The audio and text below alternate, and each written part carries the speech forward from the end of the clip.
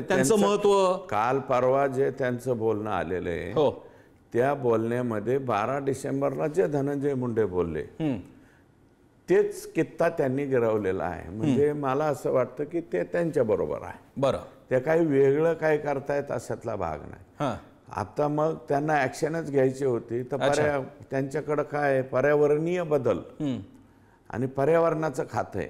अच्छा तर पर्यावरणाच्या खात्याने आता परळी तालुक्यात चाललेल्या हजारो विटभट्ट्या थांबवायला पाहिजेत.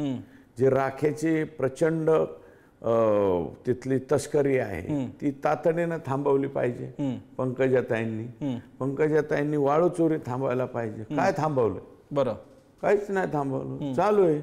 म्हणजे जशी मूकसंमती मिस्टर धनंजय मुंडेंनी दिली तशीच पंकजाताई देत आहेत. दुसरं काय किंवा त्यांनी येऊन म्हणावं पुढं की हे ज्याच्या बाबतीत मी विरोध करते, असं करते, तसं करते. तसं तर काय म्हणताना दिसत नाहीत त्या उलट आम्हालाच म्हणतायत की ह्यांच्यामुळं बीडची बदनामी होते.